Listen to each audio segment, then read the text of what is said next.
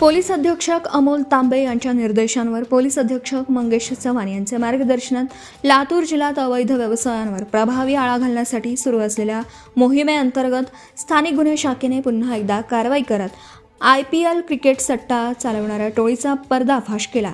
या कारवाईत 4 आरोपींना अटक करण्यात आली असून त्यांच्या ताब्यातून लाखो रुपयांचा मुद्देमाल जप्त करण्यात आला। 13 एप्रिल 2026 रोजी स्थानिक गुन्हे शाखेच्या पथकाने शहरातील अंबेजोगाई रोड परिसरात IPL क्रिकेट सामन्यावर सट्टा नावाचा जुगार खेळत असून लोकांकडून फोनद्वारे पैशांची देवाणघेवाण करणाऱ्यांवर पोलीस निरीक्षक सुधाकर बावकर यांच्या नेतृत्वाखाली पथकाने तात्काळ सापळा रचून संबंधित ठिकाणी छापा टाकण्यात आला।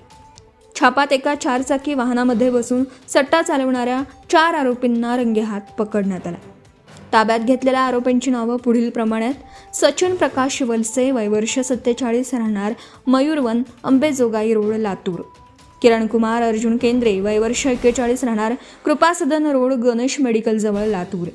गंगाधर रामराव घाटगे, वय वर्ष 51, राहणार होळी, तालुका लोदगा, जिल्हा लातूर। मनीष श्रीकांत पंचाक्षरी, वय वर्ष 37, राहणार खडक हनुमान, दयाराम रोड, लातूर असे असून प्राथमिक चौकशीत आरोपी हे IPL सामन्यांवर सट्टा घेऊन लोकांकडून पैसे गोळा करत असल्याचं निष्पन्न झालं।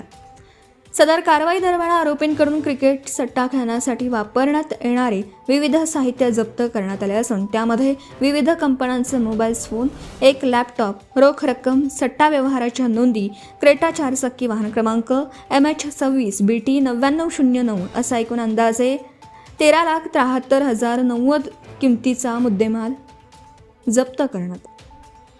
तपासादरम्यान आरोपी हे IPL क्रिकेट सामन्यावर सनरायझर्स हैदराबाद विरुद्ध राजस्थान रॉयल्स या सामन्यावर सट्टा घेत असल्याचं उघड झालं। ते मोबाईल फोन व ऑनलाईन माध्यमांचा वापर करून ग्राहकांशी संपर्क ठेवत सट्टा व्यवहार करत होते। सदर प्रकरणी आरोपींविरुद्ध महाराष्ट्र जुगार प्रतिबंधक कायदा कलम 12(अ)अन्वये गुन्हा दाखल करण्यात आला असून पुढील तपास शिवाजीनगर पोलीस करीत आहेत। Subscribe now and press the bell icon. Never miss an update.